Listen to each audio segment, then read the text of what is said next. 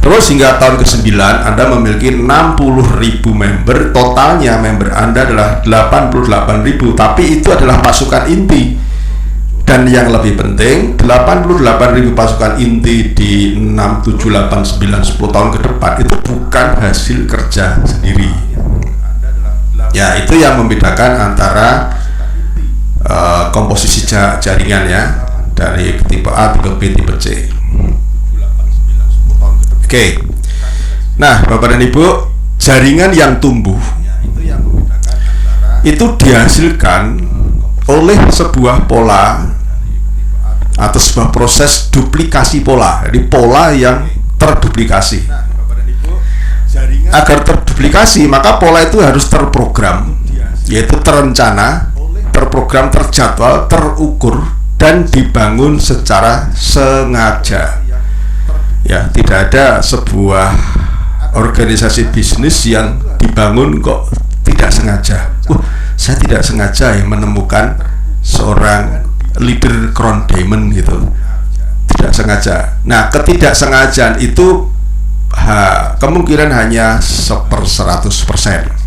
Nah, di dalam sebuah konsep duplikasi, sekecil apapun sebuah faktor ini akan sangat berpengaruh secara signifikan dalam pertumbuhan bisnis. Ini pengantar sebelum saya menjelaskan nanti mengenai kenapa sih kok harus distributor inti yang difokuskan ya. Sekecil apapun sebuah faktor akan sangat berpengaruh ketika Anda membangun sebuah proses duplikasi. Kita lihat di sini sebagai sebuah ilustrasi. Ada sebuah konsep deret ukur ya. Kalau kita lihat, kalau seandainya masing-masing distributor merekrut, menemukan 2 orang yang serius dan terduplikasi, ya anggap saja ini per tahun ya, per bulan, anggap aja per bulan masing-masing rekrut 2, terduplikasi di bawahnya rekrut 2 jadi 4 totalnya, masing-masing 4, masing-masing rekrut 2 jadi 8. Terus sampai kemudian bulan 1, 2, 3, 4, 5, 6, 7, 8, 9, 10 ya. Di tahun ke-10 di bulan ke-10 Anda memiliki kurang lebih 1.000 member ya. Tapi coba kalau pola itu di dalam konsep duplikasinya kita tambah aja 1, jangan 2. Ayo kita duplikasi 3 misalkan. Tambah aja 1. Duplikasi 3. Kalau pola itu ya, jadi semua distributor mindsetnya adalah bukan 2 tapi 3. Ya, hanya selisih 1. Kita lihat di sini.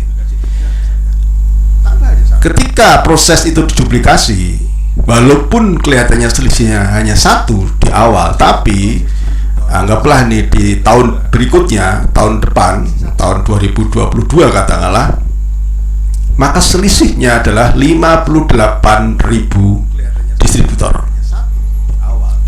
Padahal hanya berpola berbeda 1. Ya, nah inilah hal yang kecil, tetapi kalau tidak difokuskan, ya maka Anda akan kehilangan sebuah jumlah yang besar.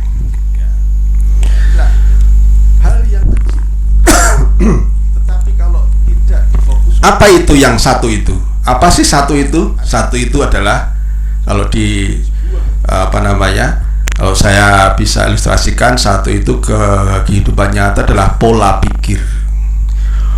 Berbeda pola pikir, berbeda nasib. Gimana? Kira-kira sepakat atau tidak? Beda pola pikir akan berbuah berbeda nasib.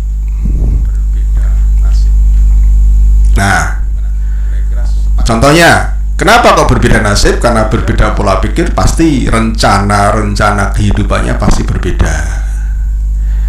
Pola kerjanya, targetnya berbeda, fokusnya pun berbeda, otomatis hasilnya akan berbeda. Ya. Satu contoh, karyawan dengan bos. Ya. Karyawan dengan bos.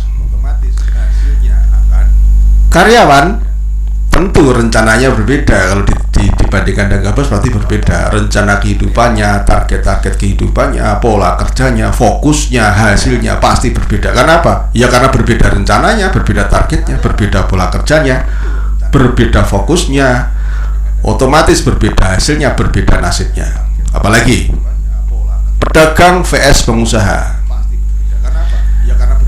Pedagang berpikir tentang teknis, online-nya seperti apa, cara iklannya bagaimana, ya, kemudian bagaimana membuat orang itu bisa menjadi closing dan seterusnya. Sedangkan pengusaha adalah mereka yang membangun aset digital. Kalau itu adalah bisnis online, dia mengkoordinasi, dia mengelola para pedagang. Mindsetnya berbeda, cara berpikirnya berbeda, rencananya berbeda, belajarnya berbeda, targetnya berbeda, pola kerjanya akan berbeda, focusingnya juga berbeda, hasilnya juga berbeda. Ya, terutama dalam jangka panjang. Kalau dalam jangka pendek mungkin menang di pedagangnya, ya, gampang. Jadi karyawan itu gampang, ya, asal masuk, terima kerja, beres, terima gaji, selesai. Jadi bos ini susah, karena pikirannya juga lebih panjang. Nah, pertanyaannya sekarang, Pak, saya itu merasa punya distributor, semangat, aktif, banyak yang ingin sukses. Kalau ditanya gimana kamu mau sukses, mau, pokoknya harus sukses, wah sampai teriak-teriak itu. Tapi kok ya pertumbuhannya kok tidak seperti yang saya harapkan ya. Apa ini, apa ini sebenarnya, kan begitu. Wah, apalagi masa pandemi seperti ini, wah, mereka yang semangat jadi ngelukru dan seterusnya, banyak sekali yang disampaikan. Apa sih sebenarnya faktornya? Nah,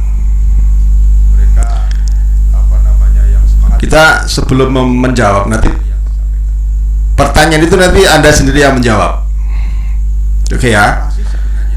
Proses dalam membangun sumber daya manusia dalam bisnis network marketing itu agar terjadi sebuah duplikasi itu prosesnya seperti ini. Satu adalah mencari, yang kedua menemukan, yang ketiga membentuk. Apa sih yang dicari? Apa itu? Apa yang kita temukan? Apa akan dibentuk seperti apa? Yaitu dibentuk menjadi distributor inti. Karena distributor inti inilah yang akan membawa perubahan pertumbuhan jaringan Anda. Pertama mencari, menemukan, dan membentuk. Lebih jelasnya seperti ini, 3 tahapan membangun network. Anda mencari ibarat seorang penambang batu mulia, ya, batu akik, ya, batu permata, itu dia mencari dalam jumlah yang banyak, ya. Kalau di dalam konteks bisnis kita, mencari itu ada di mana aktivitasnya? Membuat daftar nama, melakukan prospecting, melakukan presentasi, lalu mensponsori, ya, bekerja melebar untuk memenuhi hukum rata-rata. Nah, dari sebagian kecil batu-batu yang kita dapatkan di alam, di lapangan tadi, itu Anda memilih sehingga Anda menemukan batu yang memiliki sifat yang baik, tetapi masih dalam bentuk yang tidak karu-karuan, ya, tapi ada semangat di situ. Nah, ini ibaratnya adalah Anda menemukan distributor yang semangat, ya, semangat pengen sukses, pengen merubah kehidupannya, ya. Nah, proses menemukan ini Anda harus melakukan proses pendampingan, follow up, mengobservasi apakah tipe orang yang saya sponsori ini tipe A, tipe B, atau tipe C. Dari observasi itu Anda bisa mengambil sebuah kesimpulan. Nah, setelah Anda temukan ini, barulah kemudian dibentuk dengan cara bagaimana? Pendampingan di lapangan melalui pendidikan untuk tujuannya menjadi core distributor inti. Nah, setelah Anda temukan ini, barulah kemudian dibentuk. Paham ya? Sampai di sini sebelum saya masuk ke topik. Baik. Lanjut lagi. Nah, tapi Bapak dan Ibu, kenapa kita harus membentuk? Menemukan saja tidak cukup. Tidak semua distributor yang semangat itu akan melakukan duplikasi yang Anda inginkan. Hanya distributor yang terdidik, terlatih menjadi distributor inti yang akan mampu melakukan aktivitas duplikasi yang Anda inginkan. Ya. Hanya distributor. Nah, Bapak dan Ibu perlu diketahui, tidak semua distributor yang Anda anggap semangat. Misalkan gini ya, ada seorang distributor yang tiba-tiba dia bisa ngerekrut 3 orang, 4 orang tanpa keberadaan Anda. Itu belum tentu menjamin akan terjadi proses aktivitas duplikasi, ya. Yang bisa menjamin distributor yang semangat tadi itu bisa melakukan duplikasi sampai sekian level, sampai bertahan dalam waktu yang lama, itu adalah mereka yang terdidik, terlatih menjadi distributor inti. Saya ulangi ya, ini karena ini penting. Tidak semua orang distributor yang Anda semangat tadi, yang Anda anggap semangat tadi, ya pembeliannya banyak, rekrutingnya bagus gitu kan, itu belum tentu menjamin kedepannya terjadi terus-menerus duplikasi yang bagus. Kecuali kalau Anda sudah merasa mereka Anda didik, Anda latih menjadi distributor inti yang militan. Nah, karena di sini Bapak dan Ibu ya, hanya distributor intilah yang akan menduplikasi sebuah sistem bisnis yang akan membawa pertumbuhan secara terus-menerus. Hanya para distributor intilah yang akan menduplikasi. Karena apa? Ibarat distributor inti itu ya ibarat sebuah jembatan. Jembatan yang harus dilalui untuk menuju pulau impian yang ada di seberang sana. Nah, kalau Anda punya impian di seberang sana, suka tidak suka, mau tidak mau, Anda harus melewati sebuah jembatan. Dan tentu Anda tidak sendiri. Anda harus mengajak pasukan-pasukan Anda yang inti-inti itu melewati ini, ya, melewati jembatan yang namanya distributor inti. Selain itu tidak ada. Pengalaman saya kok nggak ada ya. Nah, walaupun distributor itu semangat, tapi kalau seorang diamond pun belum tentu bisa dianggap menjadi distributor inti, ya. Belum tentu kalau dia tidak melakukan kebiasaan distributor inti, ya pasti stagnan omsetnya, pasti omsetnya turun. Nah, pertanyaannya sekarang, siapa yang berperan untuk mencari, menemukan, dan membentuk distributor inti? Siapa kira-kira?